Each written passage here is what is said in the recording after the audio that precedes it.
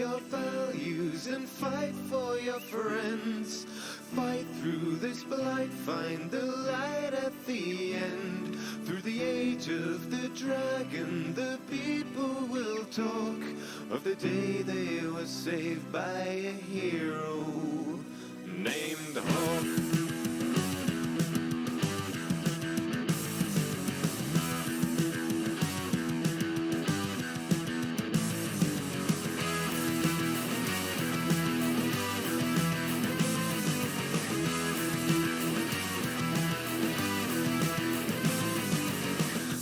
Take a seat and I will recite you a tale of bold adventures spanning both sides of the veil.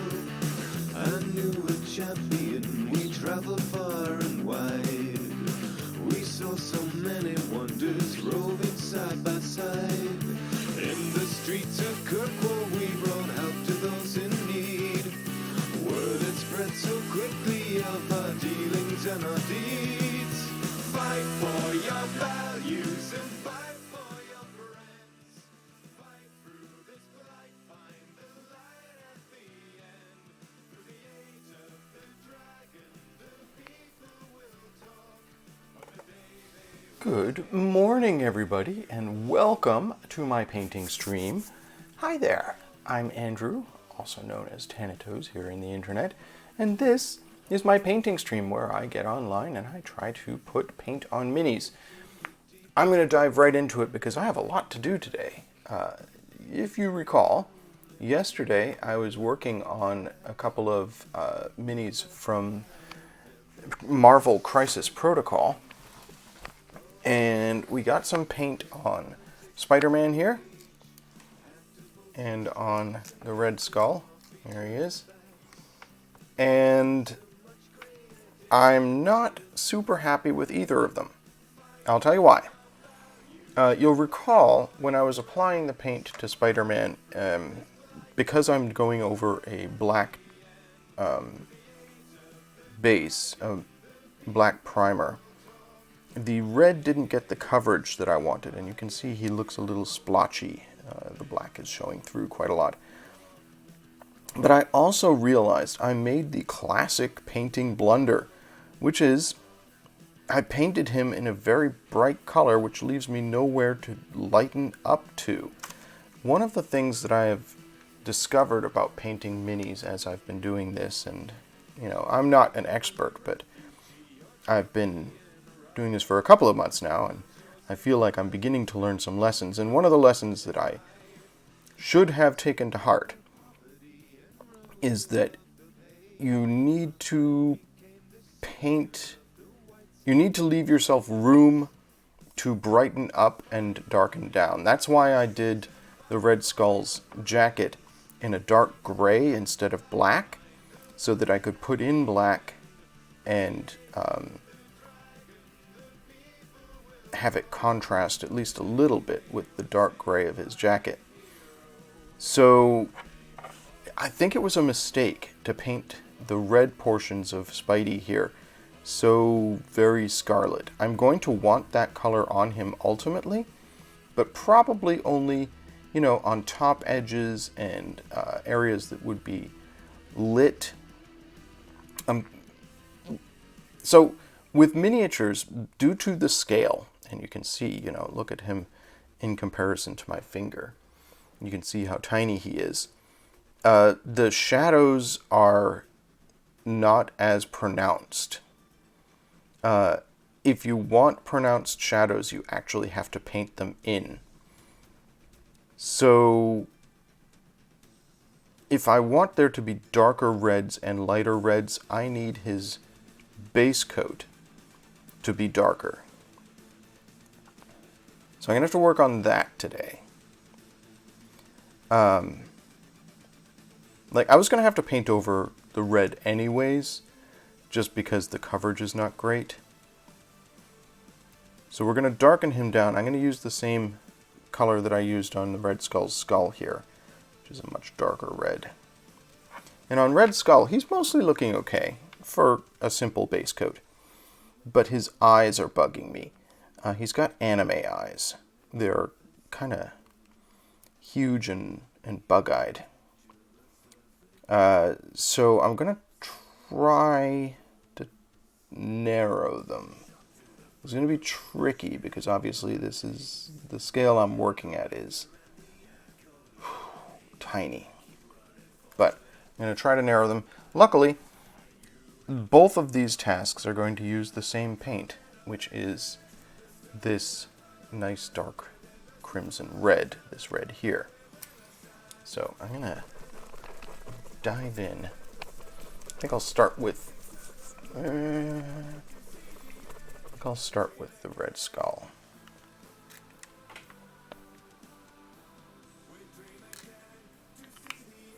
I have not had a lot of coffee this morning, and I was up late saving the galaxy in Mass Effect, so I'm a little bit groggy.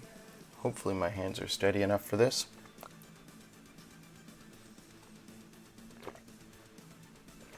Yeah, but this is the hand that I shoot with. Okay.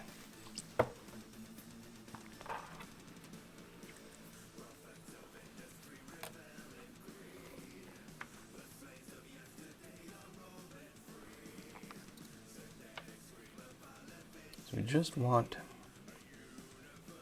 to narrow his eyes slightly. I think I want to paint up onto his cheekbones a little higher.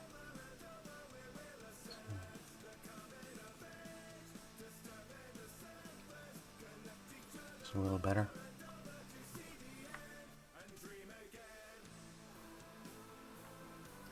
On a mini of this scale, don't need a lot of detail. Oh, now he's smiling. He looks all happy. Oh my goodness. That's better though.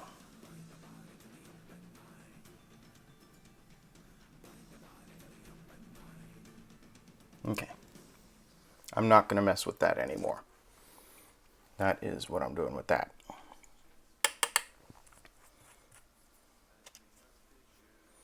Let's work on Spidey a little bit. Have to redo the spider on his back. I think this was Lobster's recommendation, was that the spider be red on blue on his back. And I think that was absolutely right.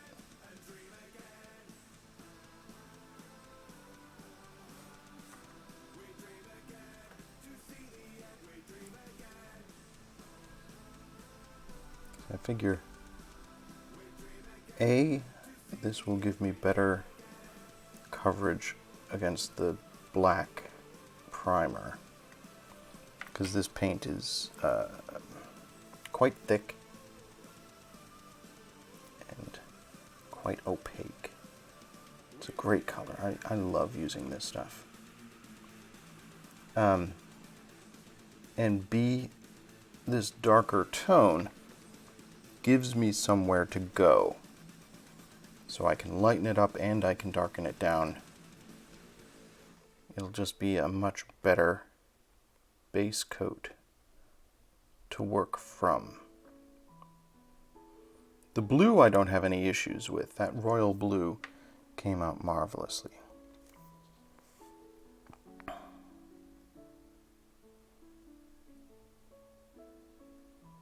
So I'm going to have to remember this for future.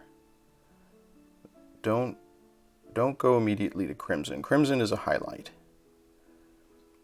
It looks cool, but it limits my options. There, that looks lovely. Switch brushes.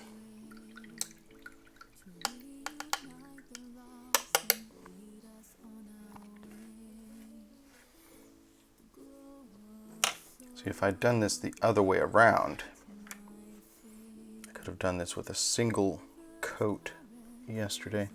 This brush is still bothering me with its one extra long bristle. There we go. Plucked it off. You can tell I was using blue last on this brush.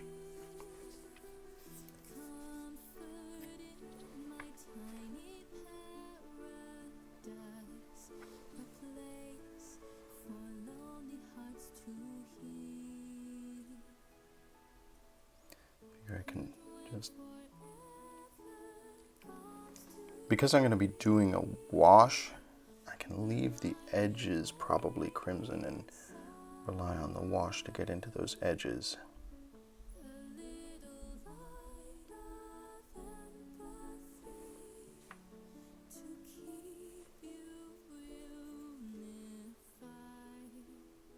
This should make him, should reduce the sort of streaky, blotchy quality that he currently has.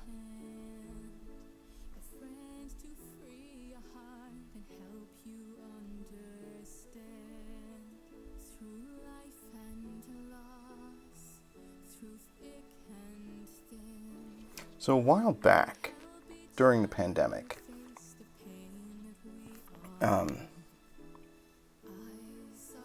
my friend Allie did a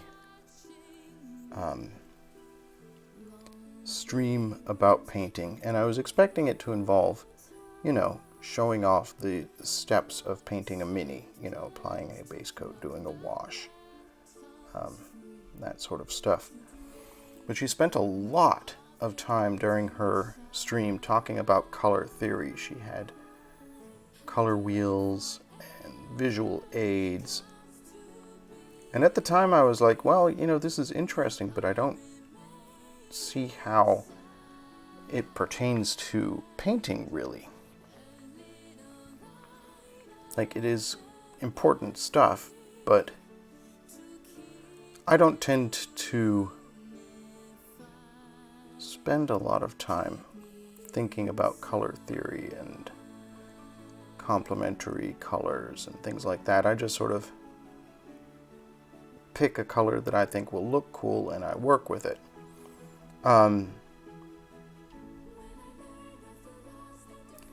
And perhaps she had a point, I'm gonna say, because if I had thought about this in greater detail before I got started on it, I wouldn't have to be repainting quite so much now.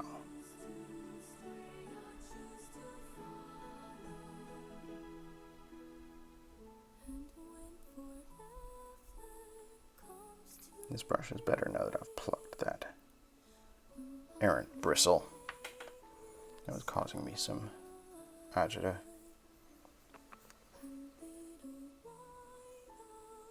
I said yesterday that I've been looking at a lot of, not tutorials, but online painting posts. And that I've come to think that doing things like highlighting and light sourcing and non-metallic metal is like 50-50 talent and skill, you know, practice, and that's 50%, and the other 50% is color choice. I'm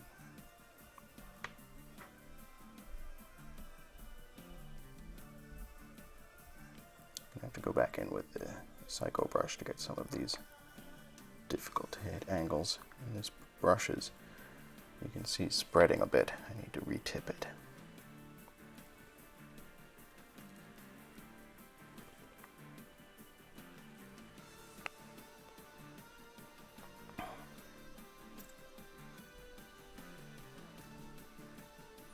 But color choice has a huge impact on your mini. No doubt about that.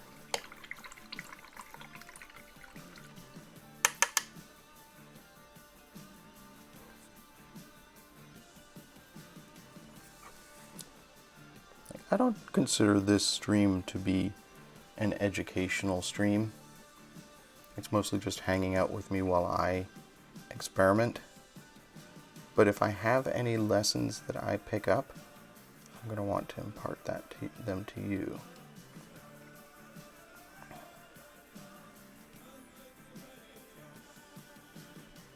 definitely.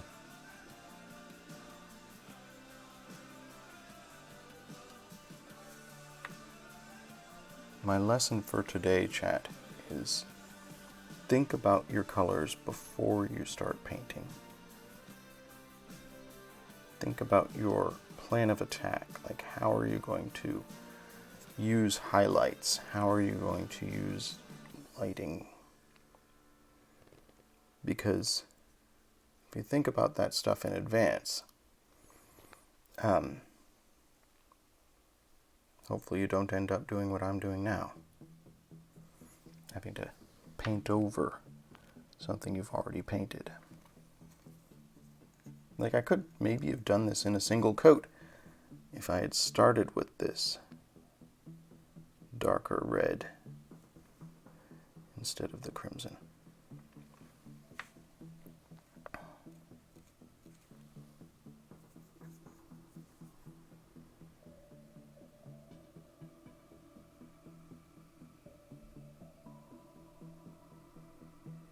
Oh well.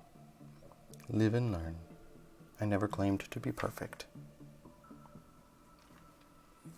If anything, mediocrity is my brand.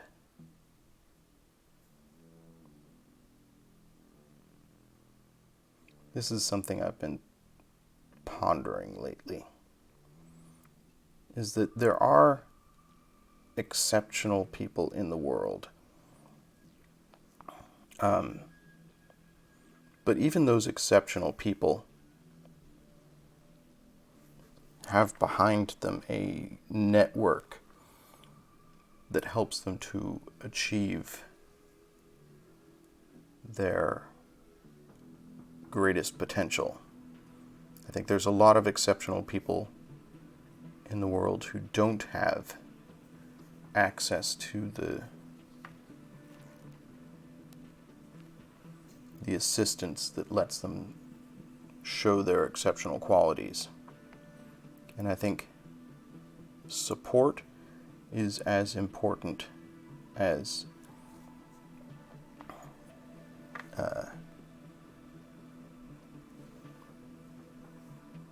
your, I don't know, genetic makeup.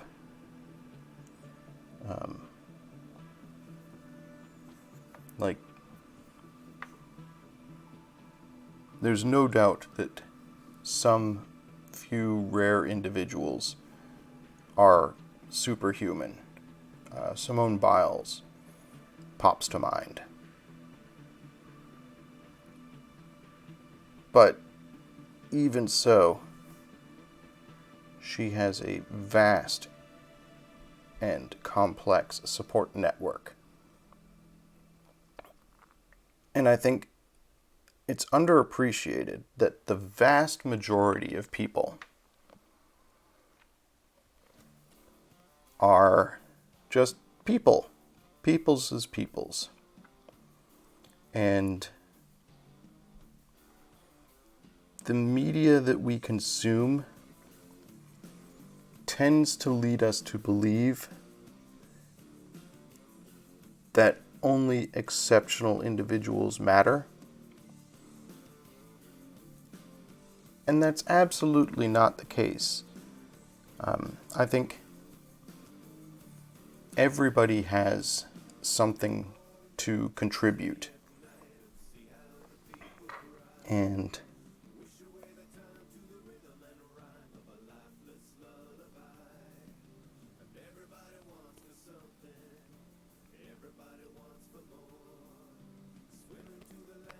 you shouldn't be afraid of being mediocre.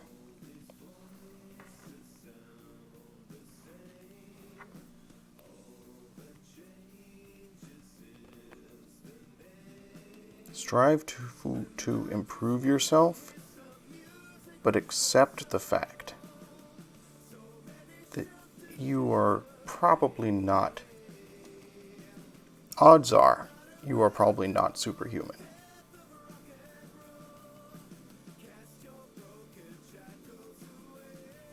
Says the guy who's painting a superhero action figure. And that's okay.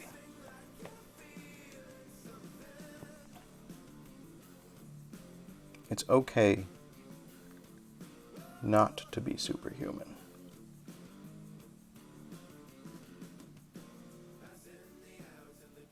I hope this is not such a thick paint that it's going to obscure some of the detail in this model. I don't think it will.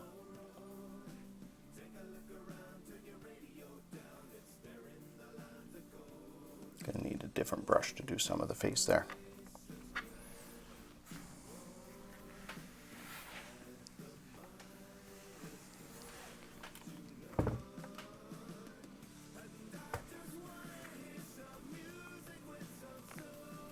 Yeah, the crimson does have an orange quality to it. Good morning, Lobster.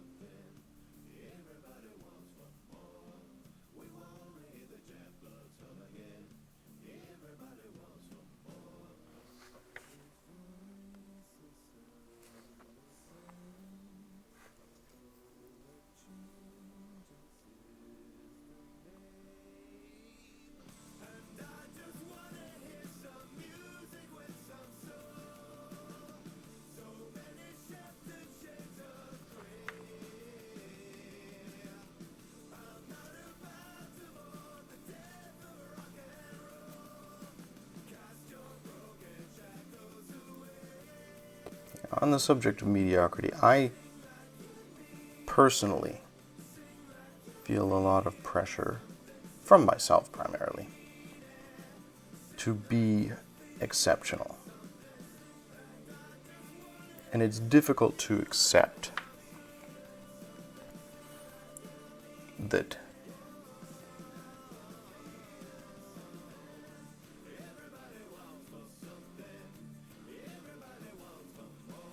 although there are things I can strive for, I have the ambition to be a better painter, and I can work on that.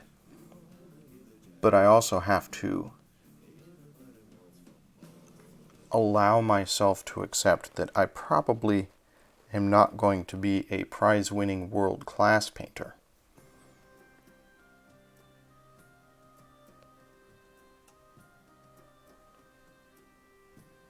And that's okay. It's fine to be just a regular human.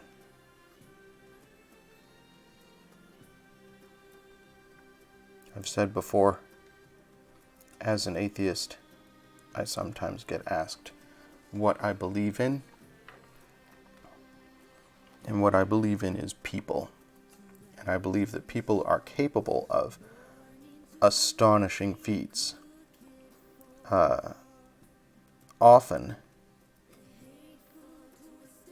in coordination with each other.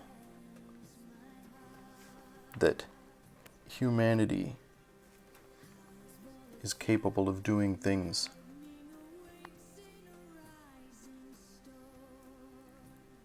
of astonishing beauty and power,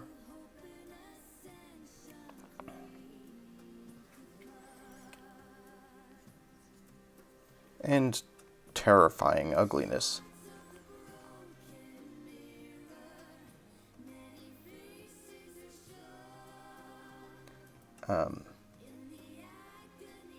But that it's usually,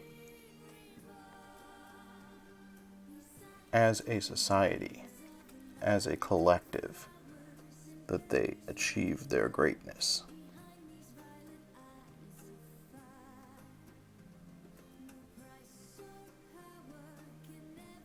I believe that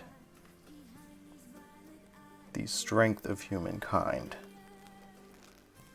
lies in their ability to work together on amazing things.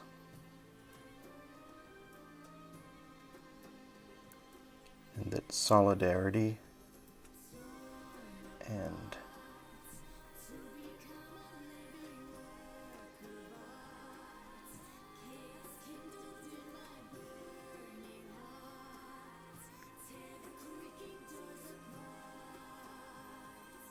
diversity are our greatest strengths.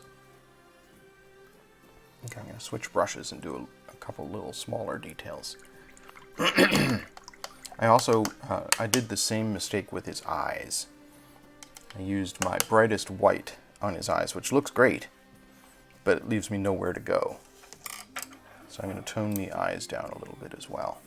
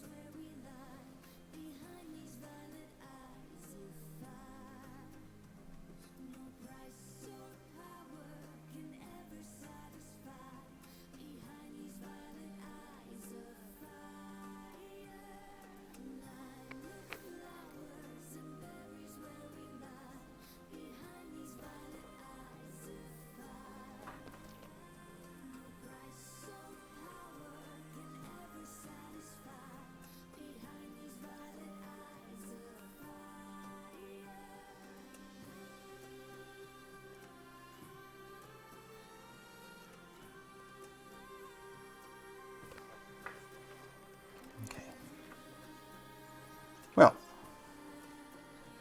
that's looking pretty good. Toned down some of the areas that were, I think, too bright. We've certainly got a lot less bleed through from the base coat. And it gives me an opportunity to add some contrast to the model.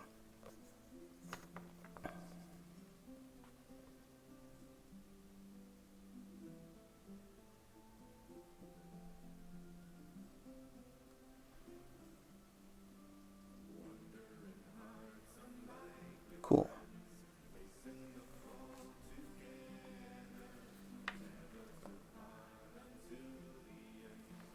It is a fairly thick paint, but hopefully with a wash I can still bring out the grid that is sculpted in here. Hopefully I haven't gummed it up too much.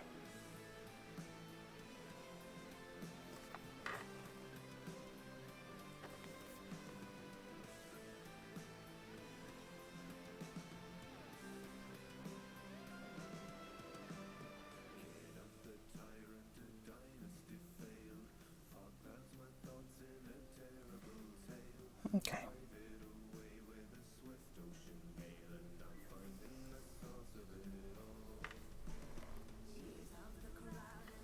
So, I've done the touch-ups that I wanted to do to Spidey and to Red Skull. I'm going to do some more work on Red Skull before we're done today. But for right now, let's switch figures.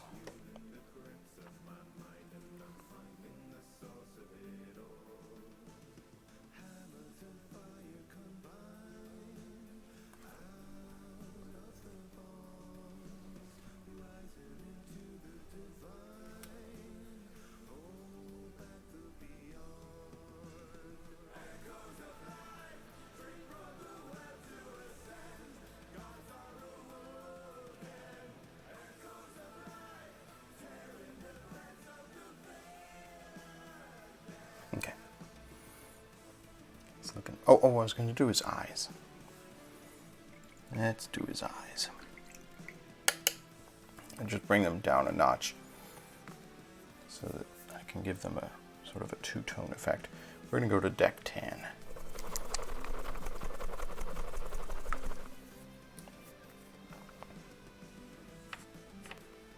So do I want to do this? The illustrations have his eyes. It's very monotone. Just plain white. Maybe I leave them the way they are. I think I'll leave them for now. We'll come back to it. In the meantime, Captain Marvel. There she is. Just plain black.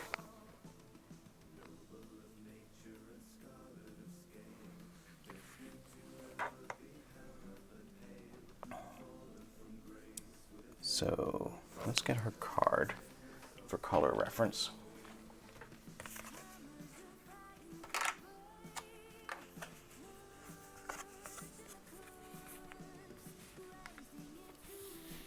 So a lot of blue, right? Her boots look like they have some red in them. Red on her gloves. The top part of her chest, her sash. And then gold. Pale face, blonde hair. So I mentioned yesterday that I had been thinking about how I was going to proceed with her. Realizing that doing eyes and such is something that I have, that is a challenge for me. So what I've decided to do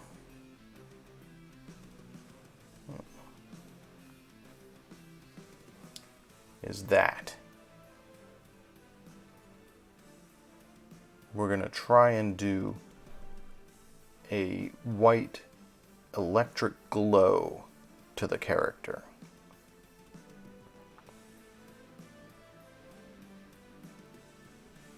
So that's my goal. We'll see how that goes. But let's start in with the base coat. I think we'll start with the blue,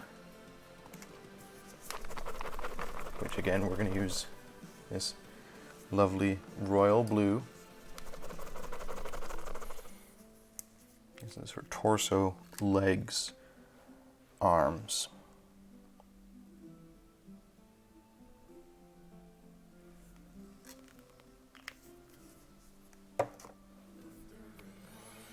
Oh, almost drank my paint water. Don't do that, chat. I don't recommend it.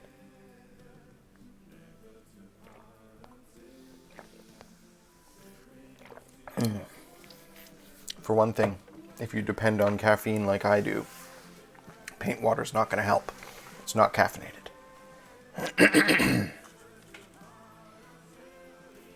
Okay.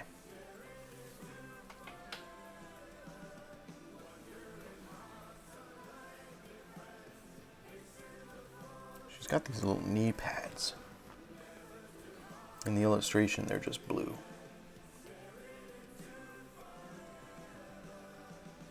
I do like this figure. It's got a lot of cool detail in it. It was a pain in the tuchus to build. I'll say that.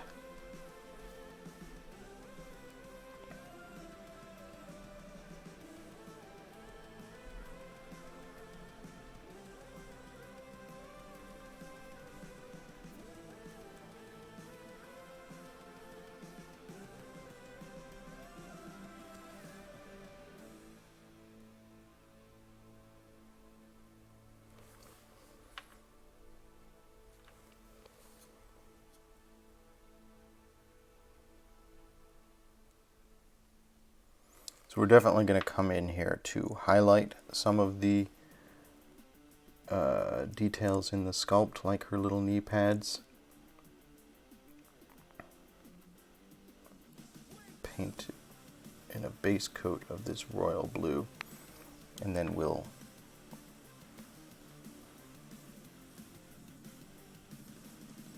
add details afterwards.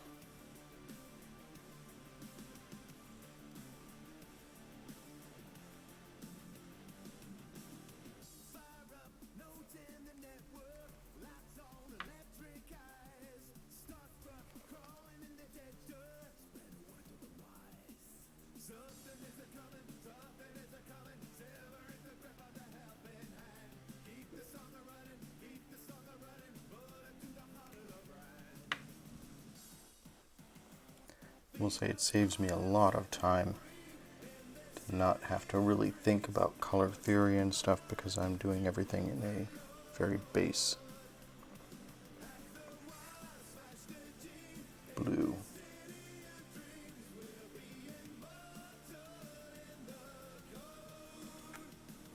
Because we're just following the card. I'm like, okay, the card looks like that.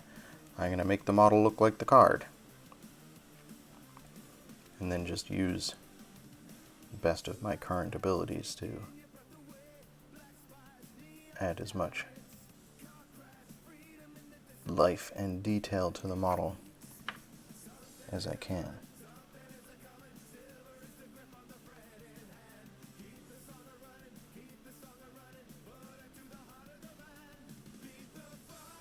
I really like her boots.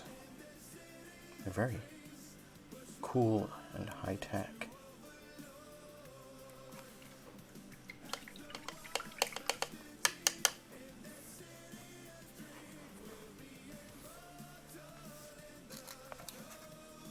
Let's move this out of the way. I don't want to accidentally paint the card.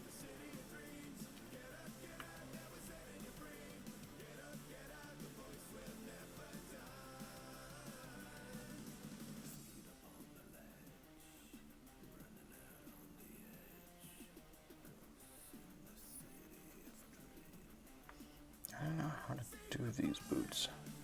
There's several different panels to them.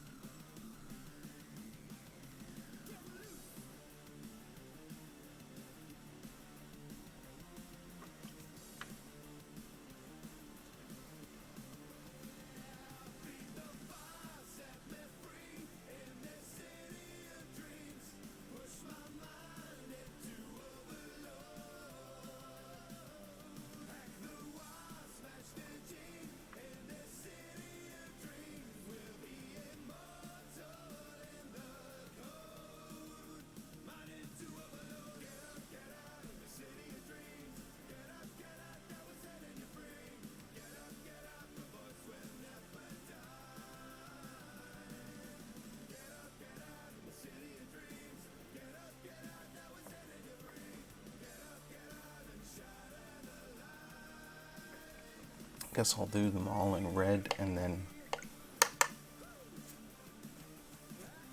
we'll figure out where to go from there.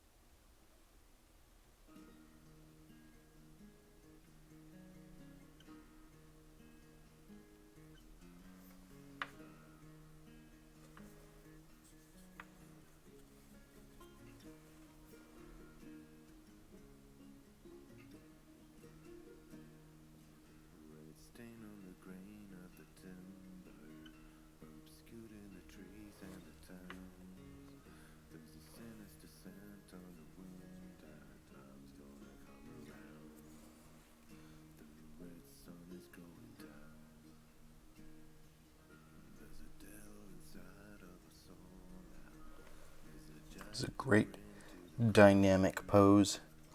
I feel like I really need to do something dramatic with the figure to make it work.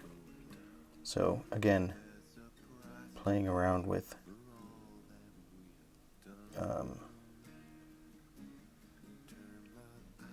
lightning and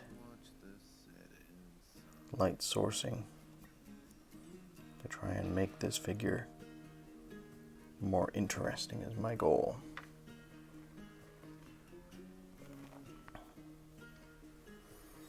We'll see how it works. Most of that I'm going to be working on tomorrow and Thursday, if I do a Thursday stream this week. And then, of course, finishing Friday.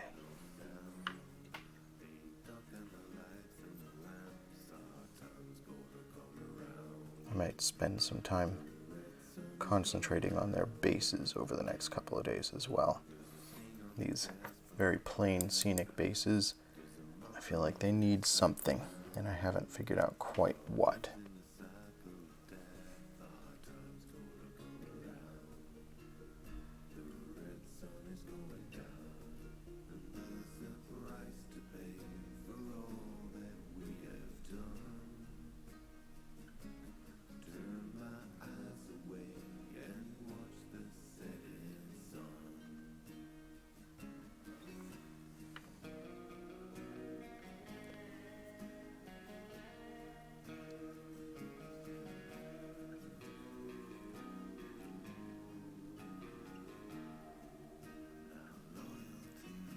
This is where I always curse myself for assembling things before painting them.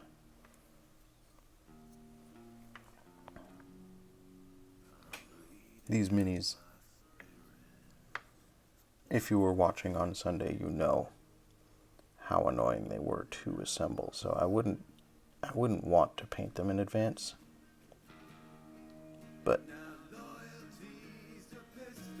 there's definitely some angles here that I'm going to have some trouble getting paint on.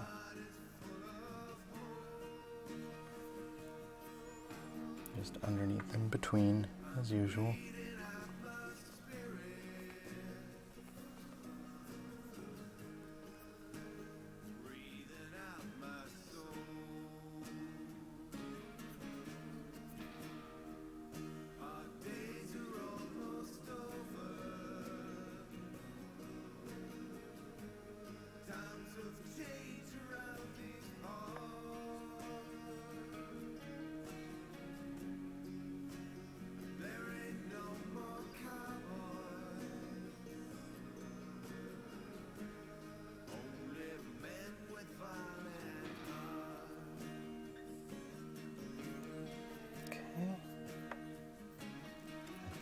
Oh, okay. There's a bit of her right leg that I haven't gotten yet.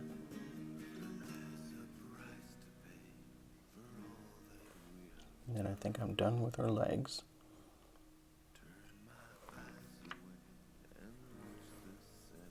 Move on to her torso. So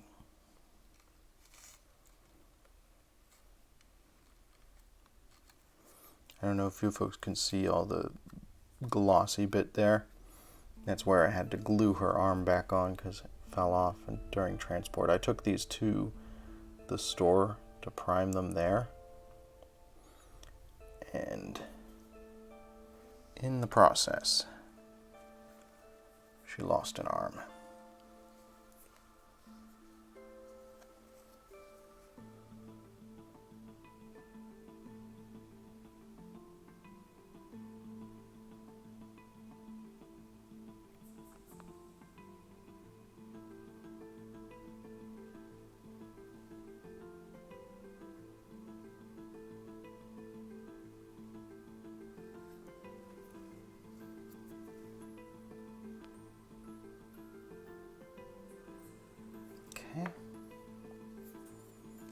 Now, consult the cardigan.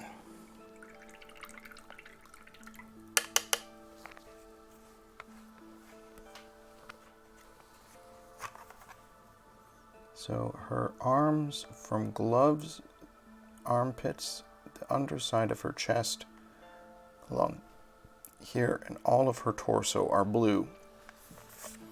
You can see that she's got like different panels and stuff here. but it's all blue.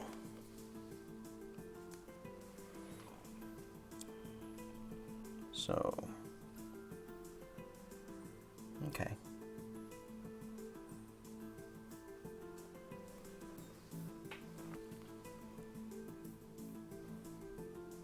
And then it's red up here with gold on the star there.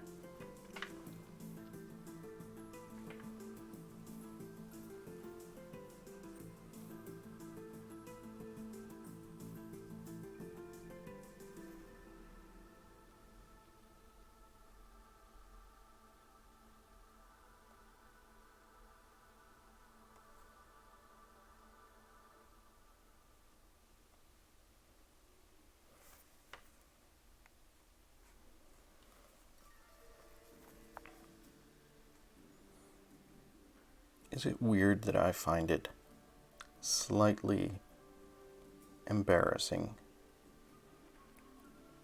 painting a woman's breasts like this?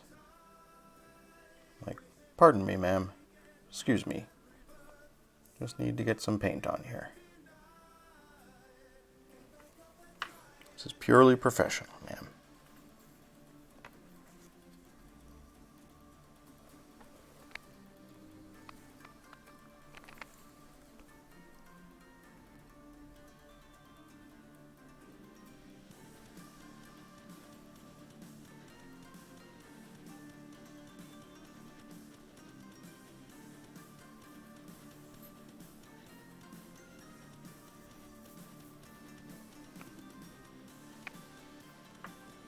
She's got,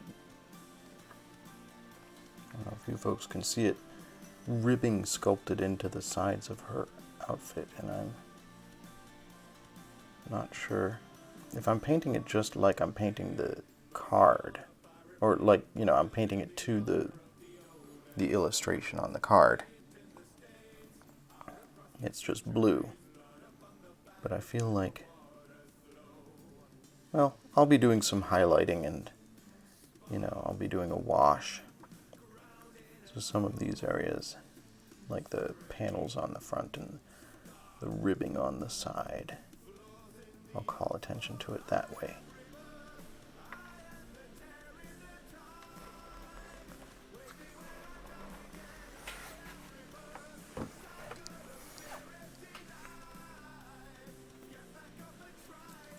Yeah, Lobster, I don't think I could work in a lingerie department. I don't think that would be my forte.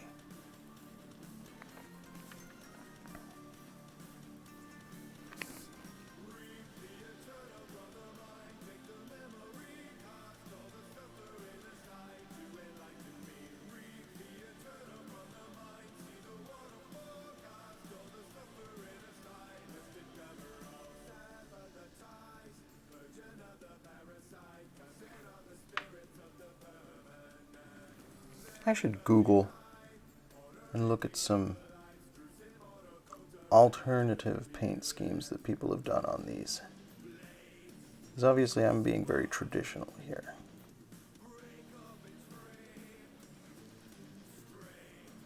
But I'll bet there's some cool alternatives people have done.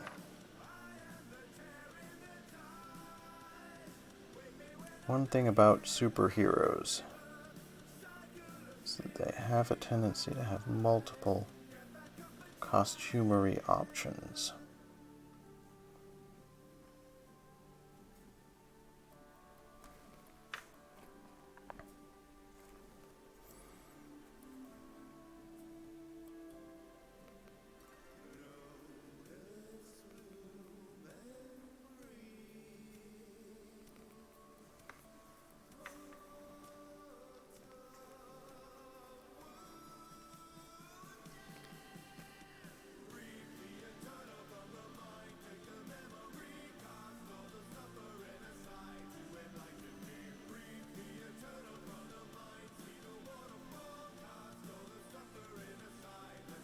Like, I'll bet for Spider-Man, people have done a variety of different looks for this figure, for the Crisis Protocol Spider-Man. Because down through the years, he has had a number of different color schemes. Obviously, I'm painting to the illustration on the card, which is a very traditional, classic Spider-Man look.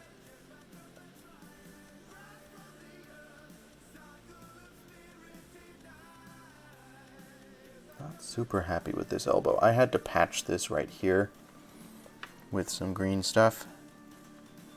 It looks a little splotchy. I guess a slightly spackled look is better than, in my opinion, a visible gap in the elbow. You can still see the seam a little bit.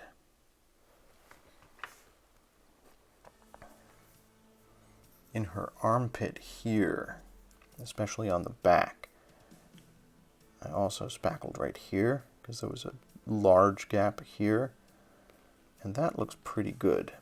I can hardly tell, and I'm the person who did it. His elbow is not perfect though.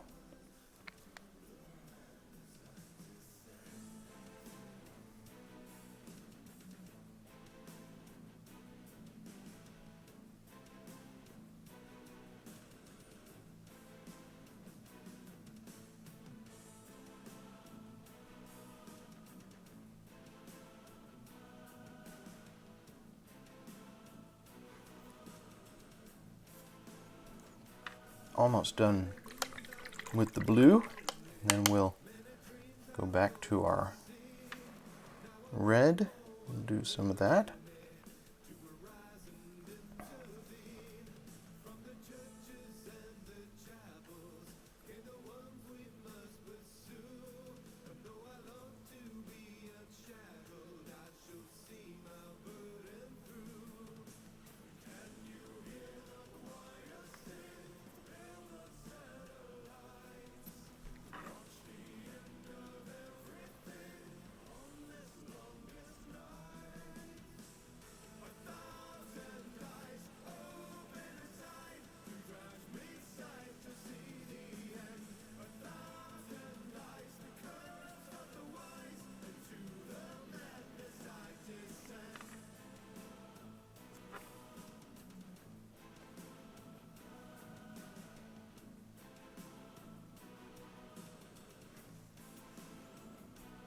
This is the arm that fell off.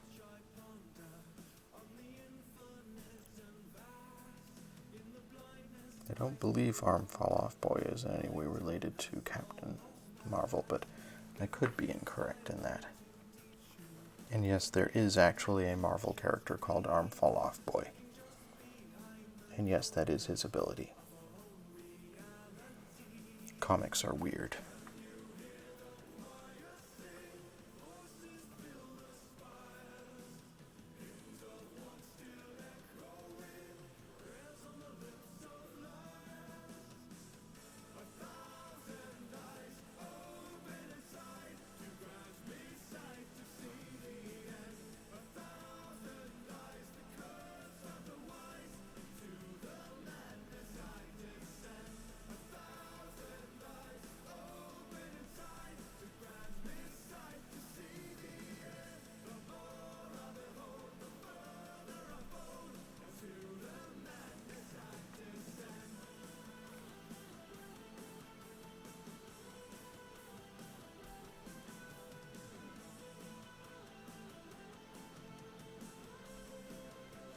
Alright, I think that's all the blue.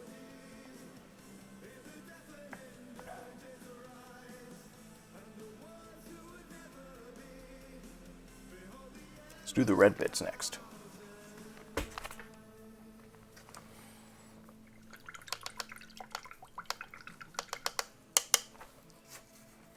Which are boots, gloves, sash, and collar.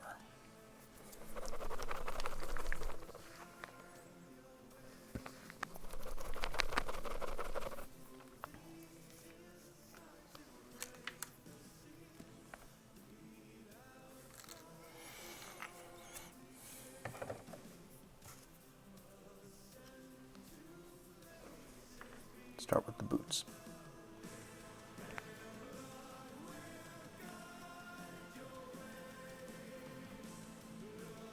Cool space age boots.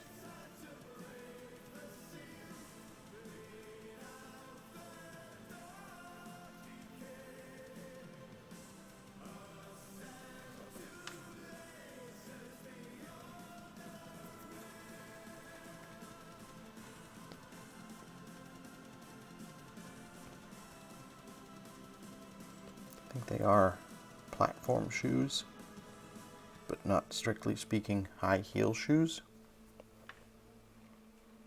in that they don't have a separate heel from the rest of the boot.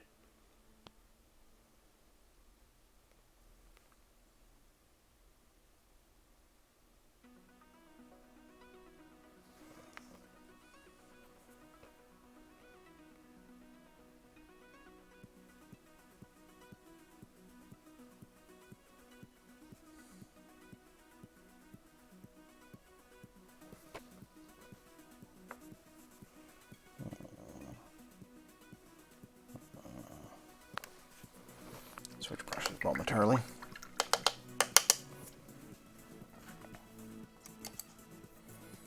Just some of this is going to be hard to reach. I don't want to paint over the leg that I just finished painting.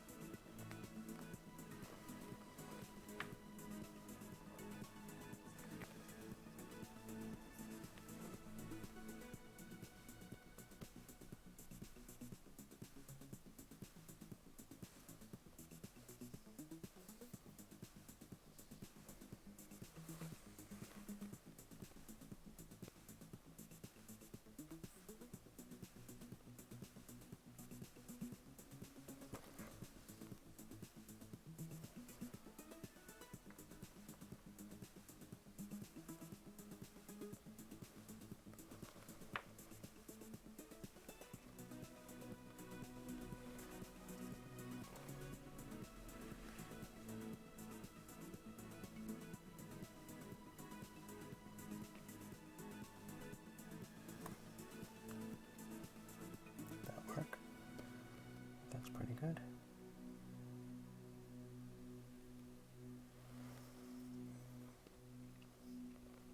Cool.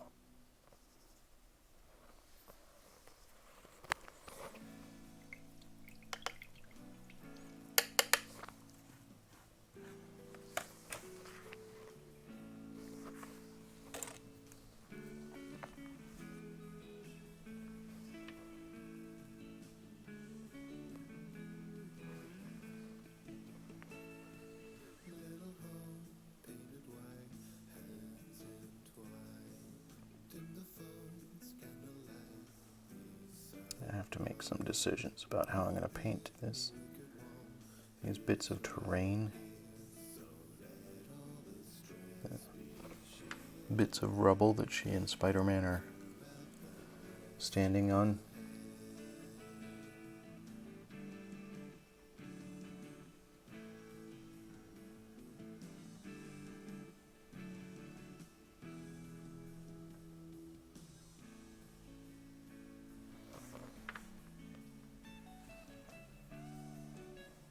Like, it looks like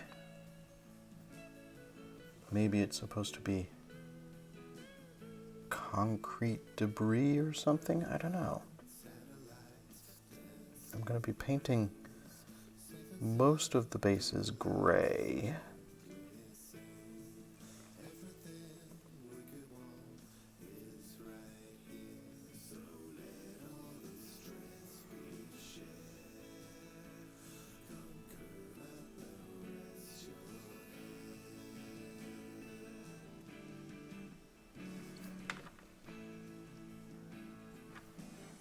I'll probably do some of that work tomorrow or Thursday.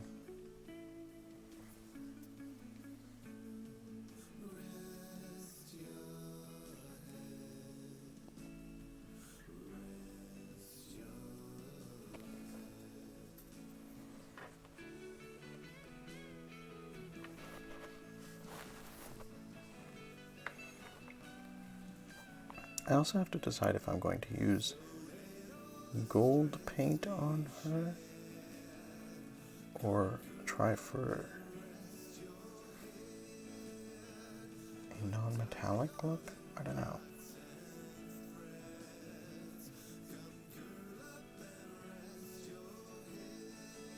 Okay, that's her boots done. Do her sash.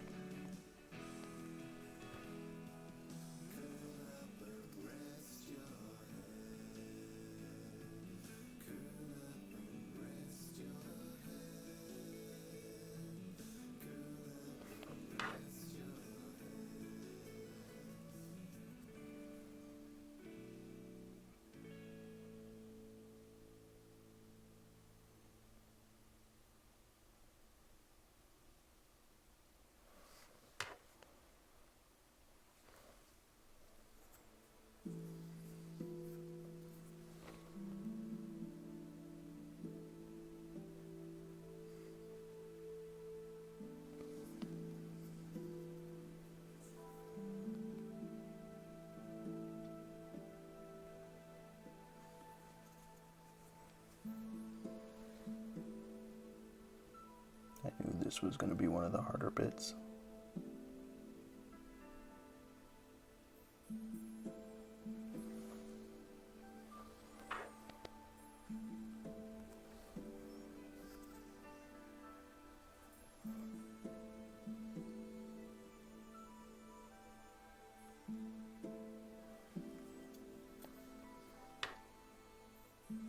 I'll be coming in here with a wash at some point, so some of these points of contact between the sash and her leggings are going to have a bit of a buffer from the wash, but I want the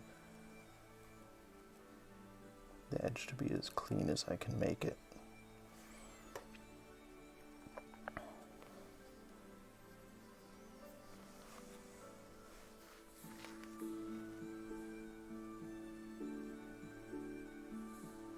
She looks a bit like Nightcrawler.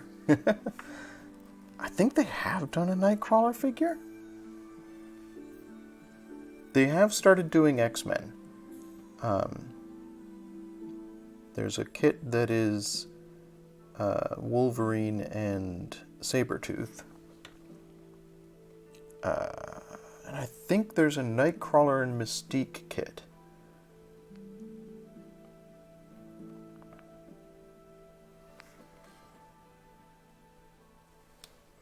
I would actually really enjoy painting that.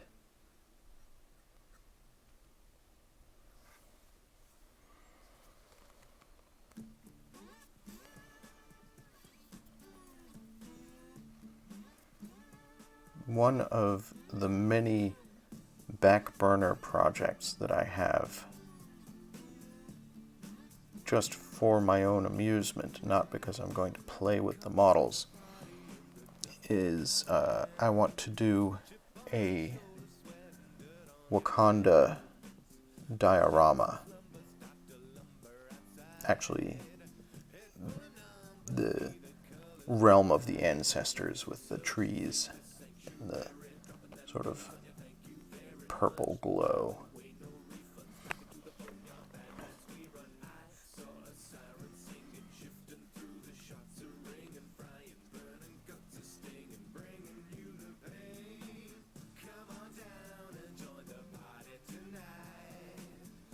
So these will not be the last Crisis Protocol figures that I paint.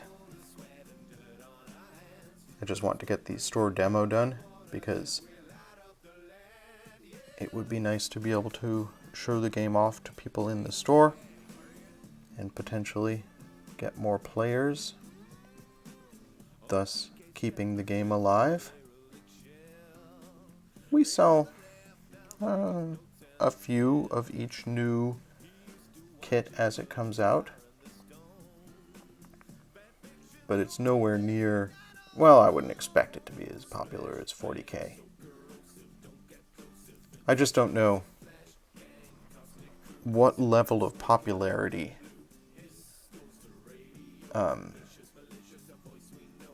the makers of the game would want it to have to make it financially feasible to continue commissioning new pieces and releasing new figures. Certainly, Marvel has a deep enough stable that they're not going to run out of figures to manufacture anytime soon. They've done the Avengers, obviously, and they've done Guardians of the Galaxy, and they've done X-Men, but not all of the X-Men. I don't know. There's a lot of X-Men. Just X-Men alone could keep you occupied for quite a long time.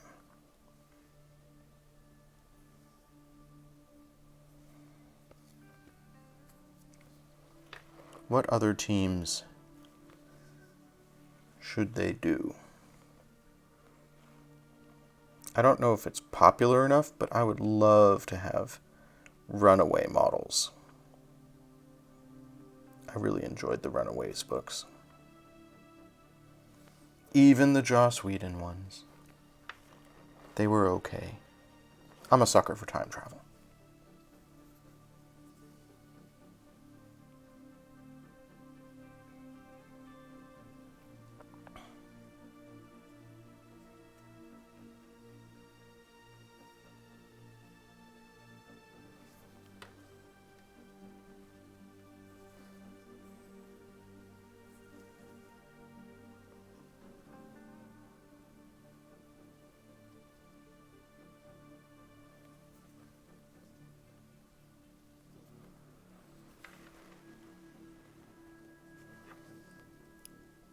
It's getting tricky now. I think I'm nearly done with the sash, and then we'll do her collar. And then we'll do the areas that are either gold or yellow, depending on how I decide to do it.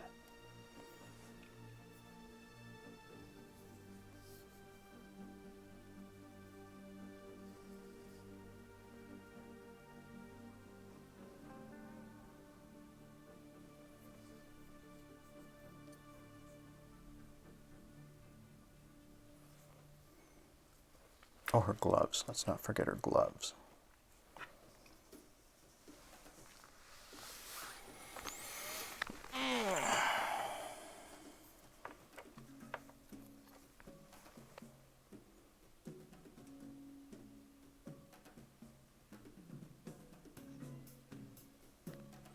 I don't know if they've done a Miss Marvel figure.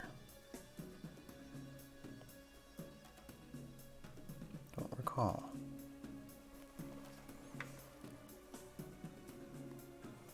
You know what I don't think they've done that I would love to have?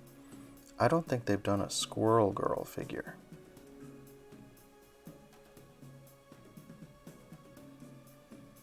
They should totally do that.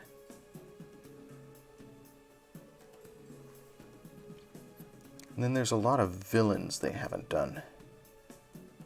Like, they've done some of the big villains,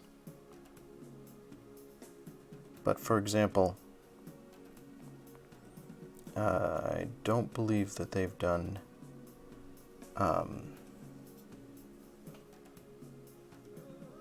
all of the Sinister Six for Spider-Man. There's no Electro, as far as I know, or Vulture. Who's the Hunter?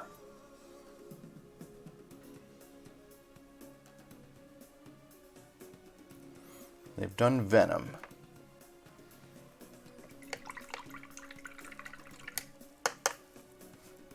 I don't know if they've done a Green Goblin. I think they have.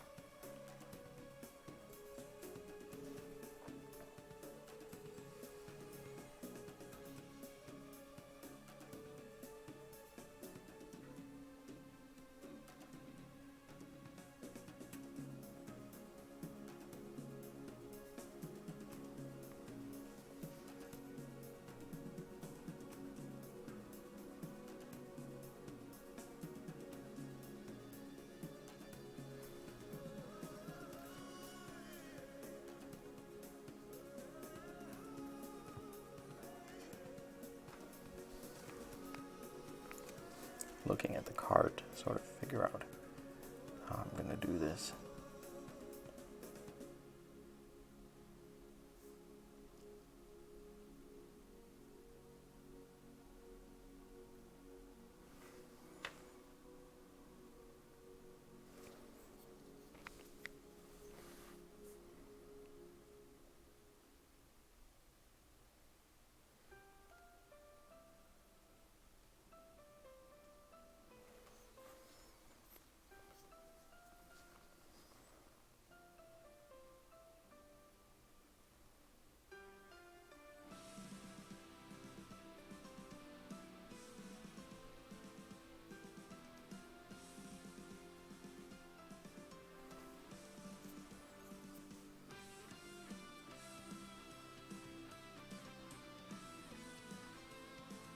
I guess it's kind of dangerous to base something on a well-known franchise like Marvel stuff, because although there are an enormous number of supporting characters that they could release minis for,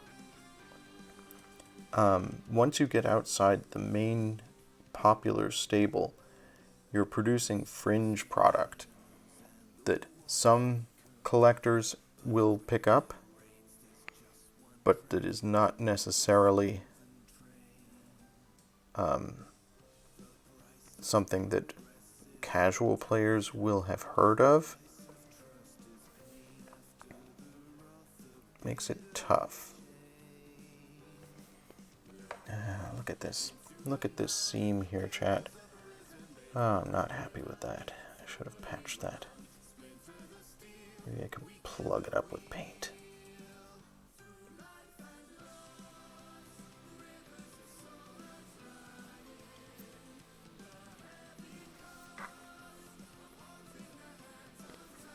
Like, you could produce figures for, what's the Russian team that has the bear in it?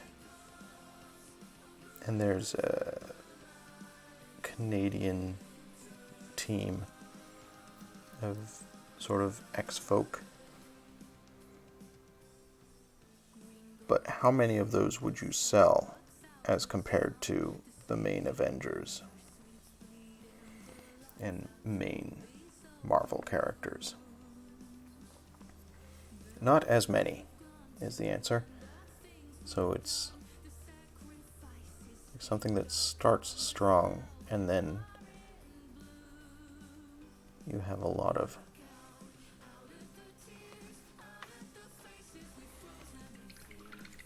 less relevant figures that some folks will buy, but not everybody. Alpha Flight, right. Yeah.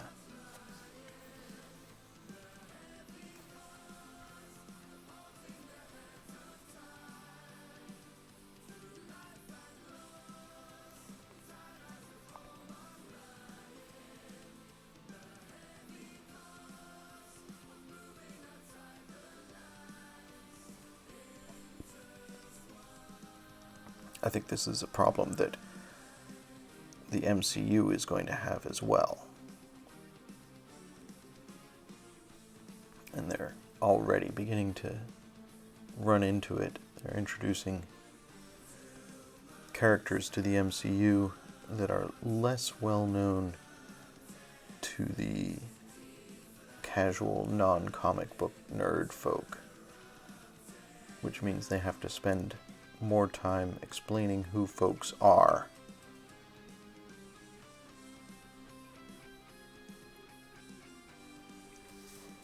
As we get into the Eternals and Shang-Chi and stuff like that.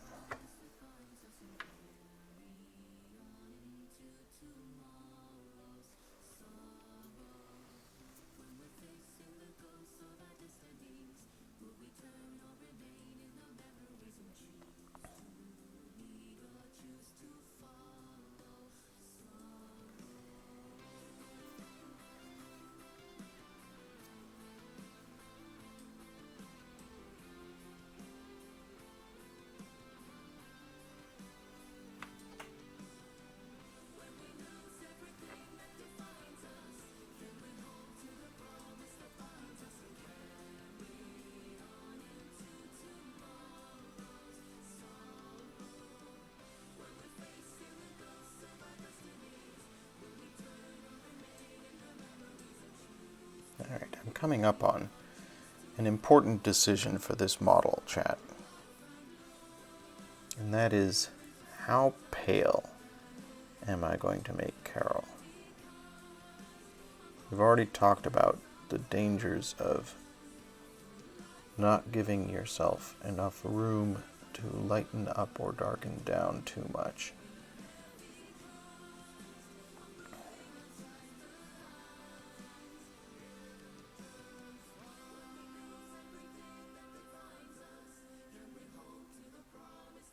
But I think I need to paint her face.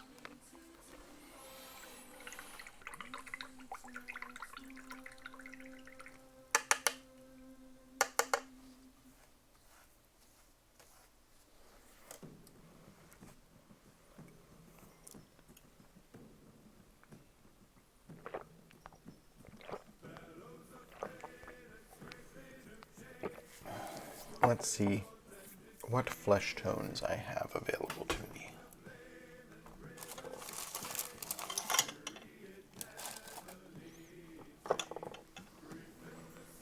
I have a very pale rose brown.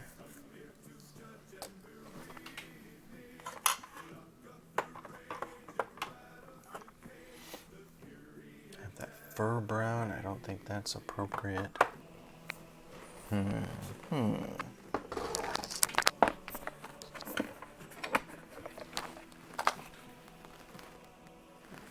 not going to make her pink.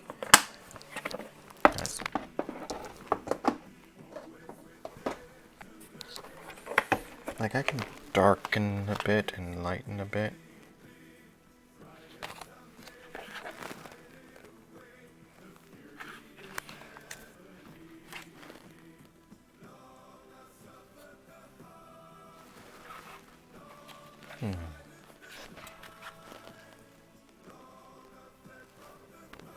Got rosy flesh.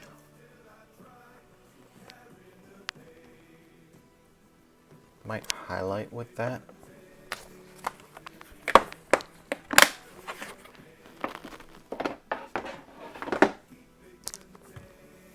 They're going to start with rose brown. Trying to learn lessons here. And I think I want to start with a darker tone and then brighten up from there. And this is pretty bright. It would be nice if it was better mixed. There.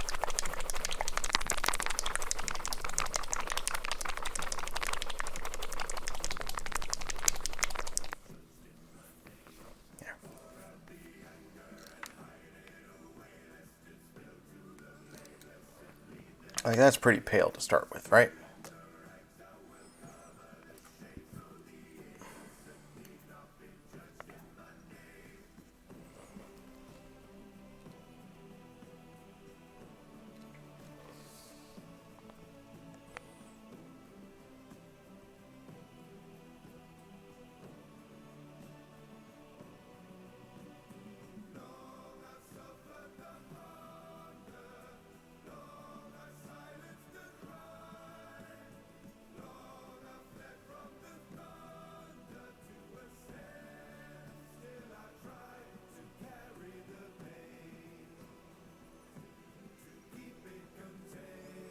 I like her smirk. It's great.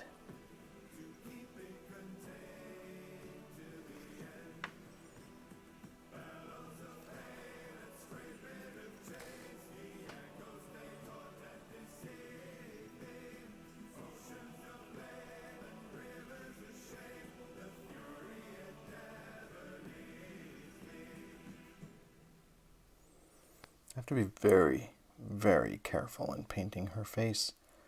One of my earliest figures that I painted, actually I think the first mini I ever painted, was a bard. I have it in the other room. I did it for a diorama.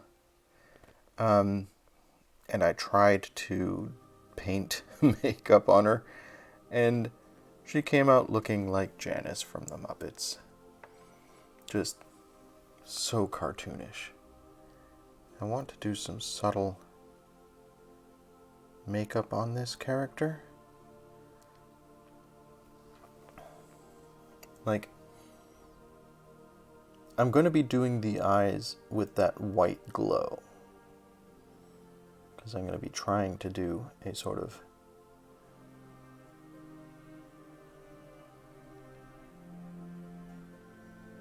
power activation pose with sort of a white lightning going on. But I also want to do a little bit of makeup. I'm going to try and darken her lips slightly. And I'm going to try to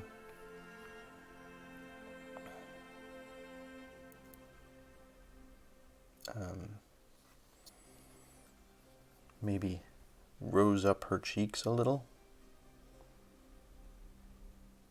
I keep saying it and I keep not doing it. I really need to look at some makeup tutorials.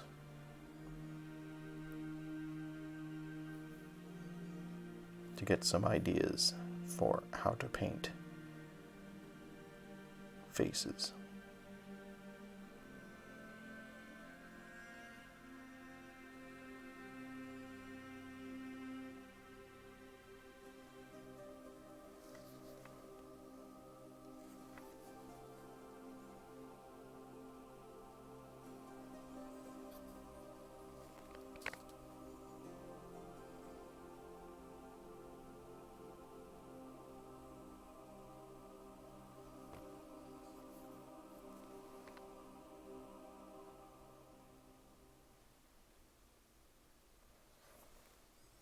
Okay.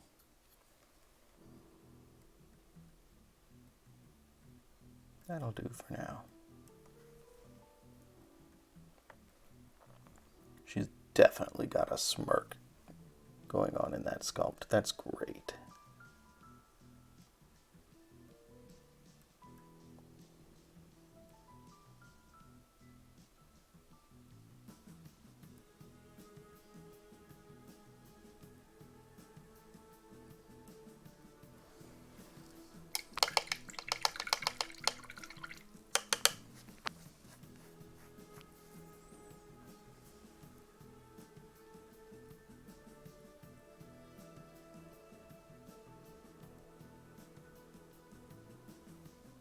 Okay.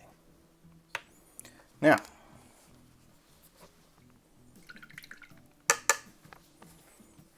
we're almost done with her base coat. I'm going to move on to some yellow. And what we're going to use is filthy brown. It's actually sort of a mustard yellow. It's a good starting point. And gives me a lot of space to brighten and darken.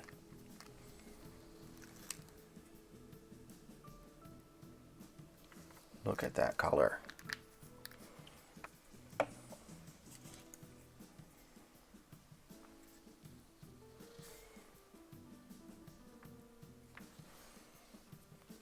she's got a little star emblem here.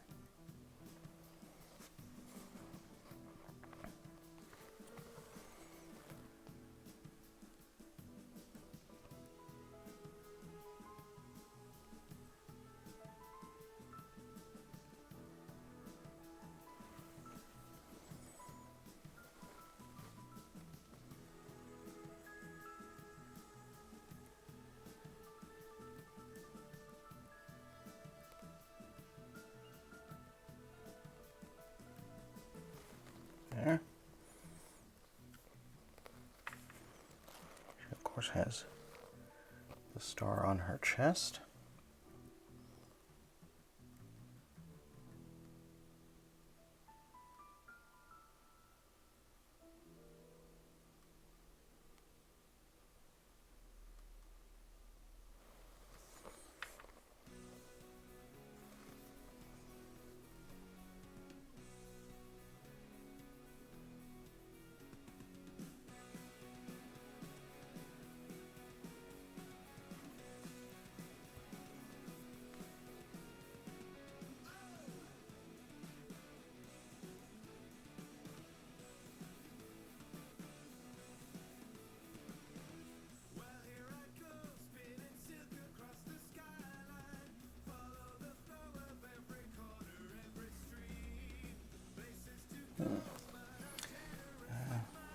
appears to be a slight blemish here. Let me see if I can pick this out.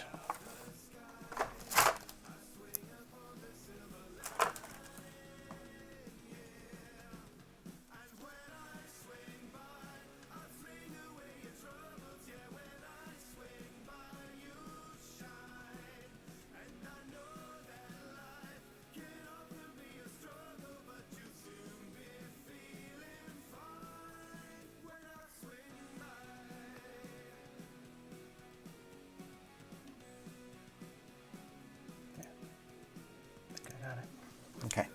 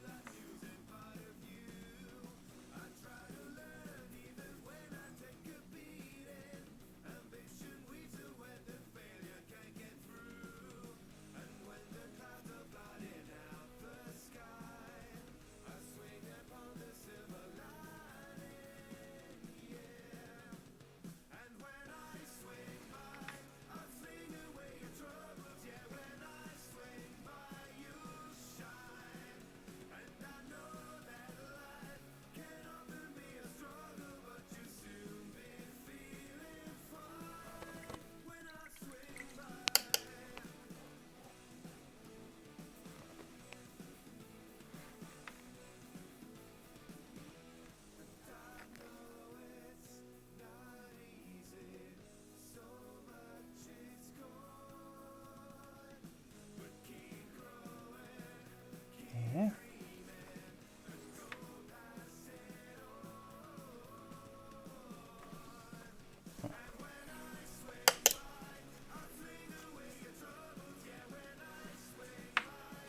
Picked up the most microscopic little hair in the brush.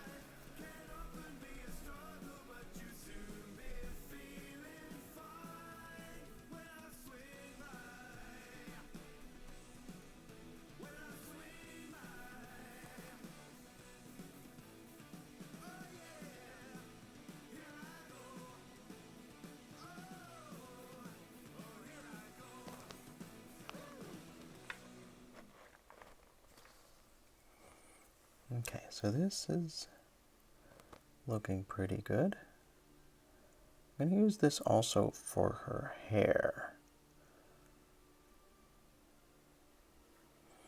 Not good at painting blonde hair. So I guess it's good that I'm getting practice.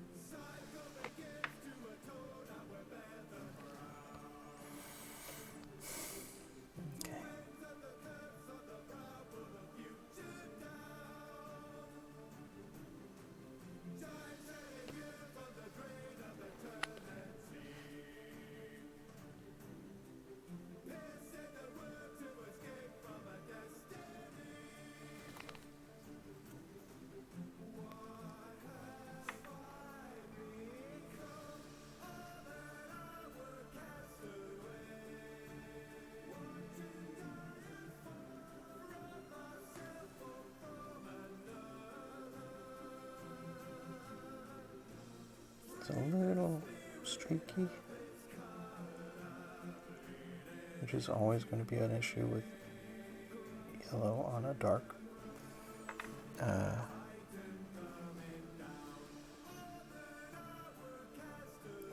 prime, but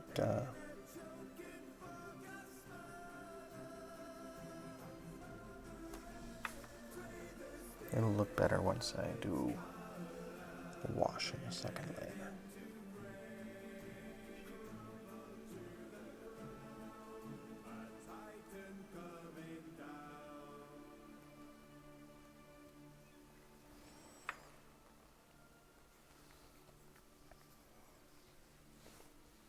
So you got these sort of, I don't know what they're intended to be, straps. Oh God. Oh man, that was, oh, why? Why was that so thick? That wasn't what I intended to do at all. It's okay. I can always go back. One thing about painting, you can always go back.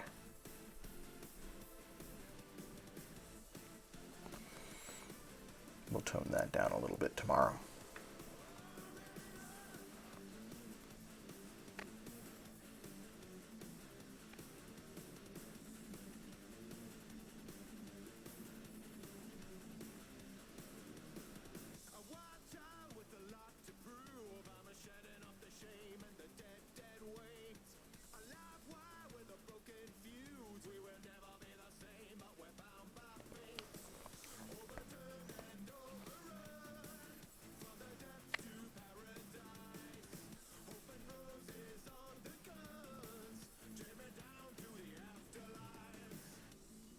I wish this seam wasn't so evident here.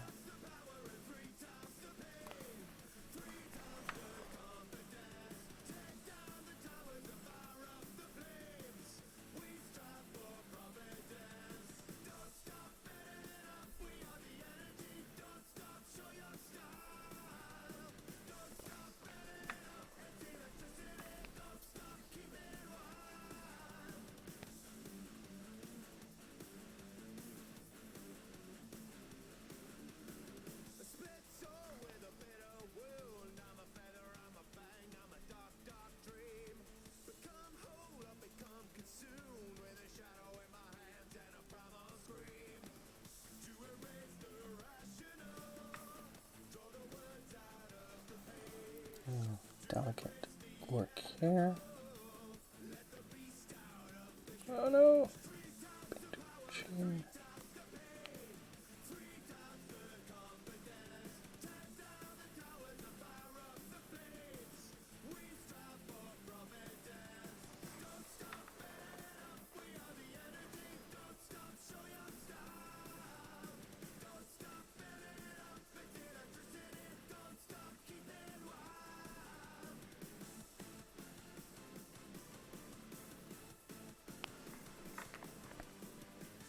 Okay, so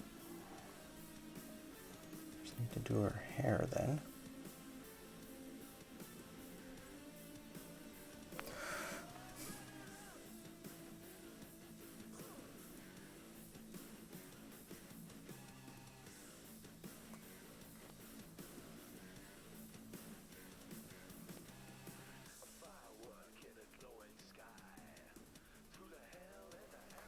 There.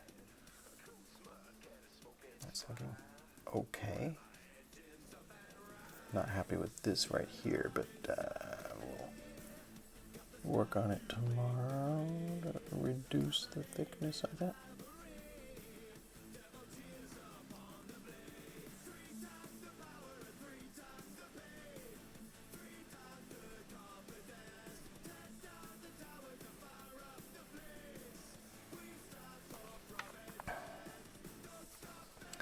Let's do her hair.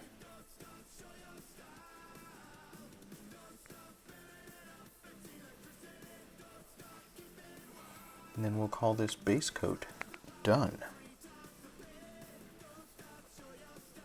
Done with the base coats on all three of the figures I'm working on this week. And then to round out and finish the day, I'll work on the Tesseract a little bit.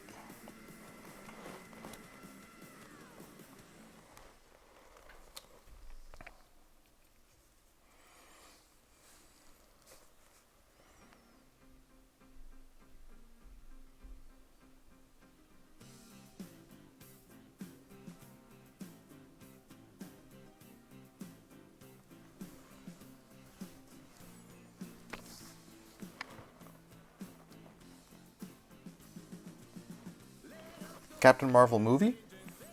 We've watched it 3 times, I think. Yeah, 3 or 4 times. I enjoyed it. It was fun.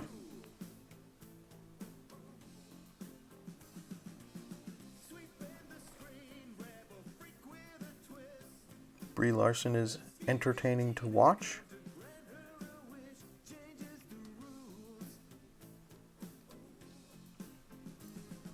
They had some...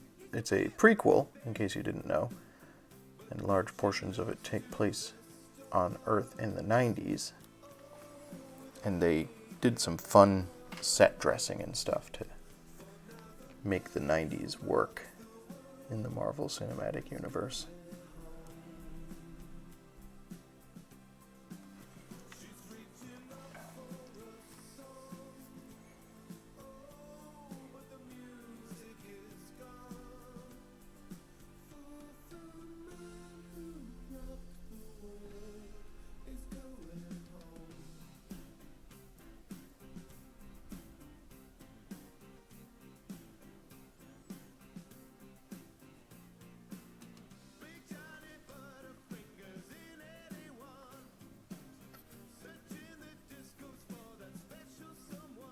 Yeah, I've seen all the MCU movies at least once. A couple of them I have no particular desire to see again.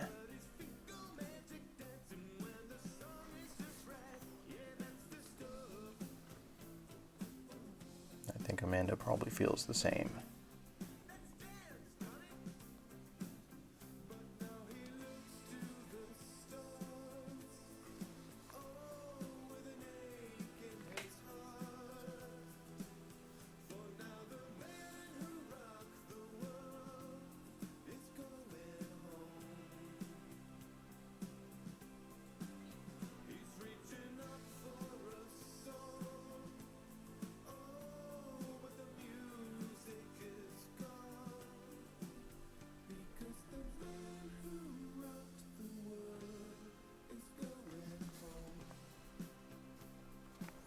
His hair is going to need a lot of work.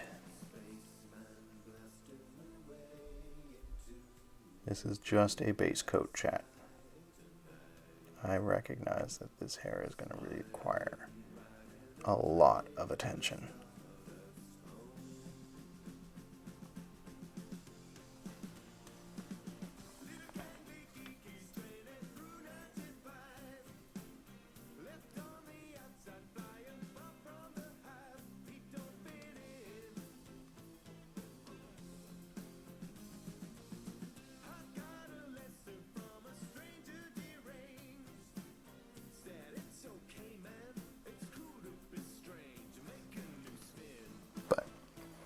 For a base coat,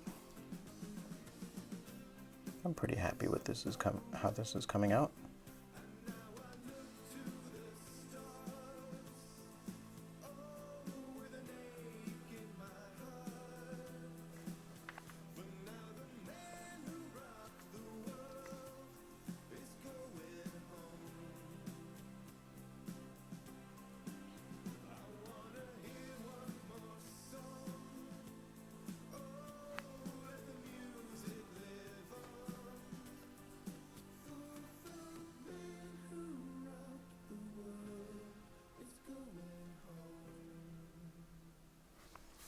Alright, so that, chat, is base coats done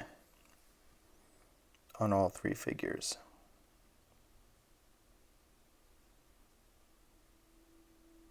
I thought that 3 figures a week was probably a achievable goal.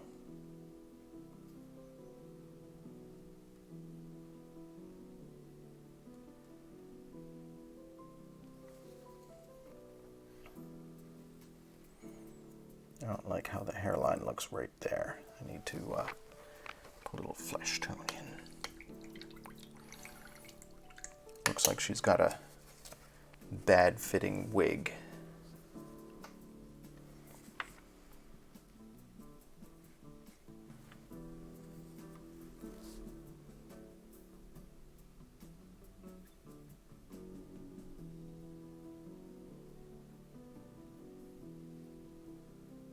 There, that's a little better. All right.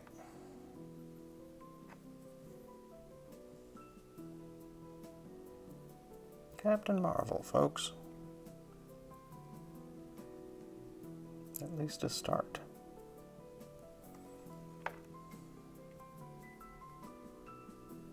Looks pretty good. Pretty good. I need to not mess with it too much, because I know myself.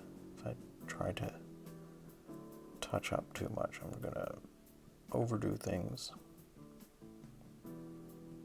So, okay. Let's put her down for now.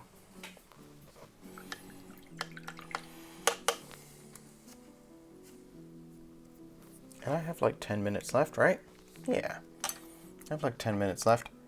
I'm gonna mess around with the Tesseract here slightly. So, I mentioned yesterday that my goal with the Tesseract is to give it an electric glow and a sort of a lightning look. So we're gonna start adding in some very, very, very fine lighter blue lines. So it's gonna be some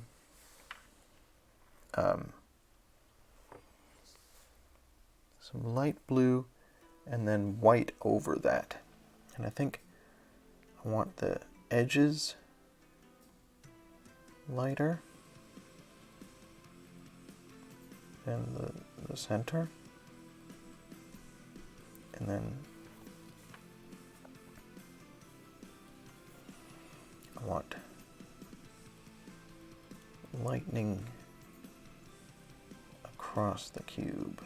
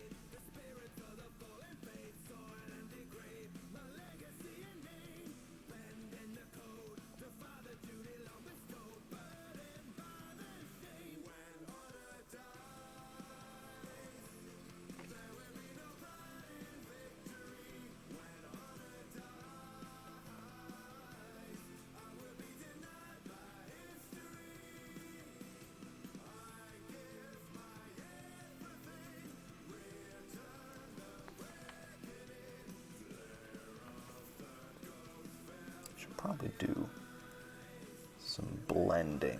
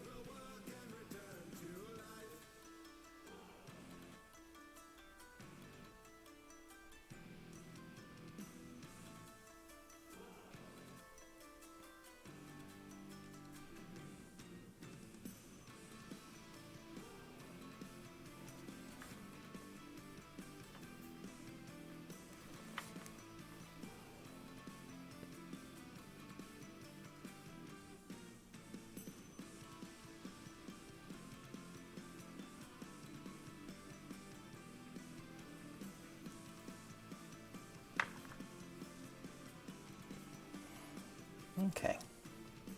So.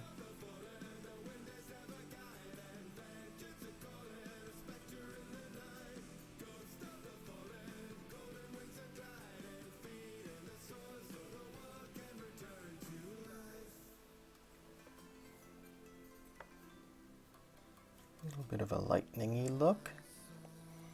I'm definitely going to want to do some sort of blending on there. Just the blue on blue, it's too harsh.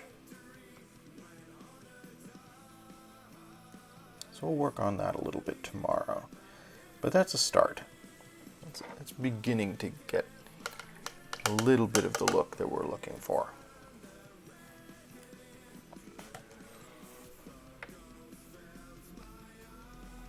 Gives me a basic core idea of what I'm going for.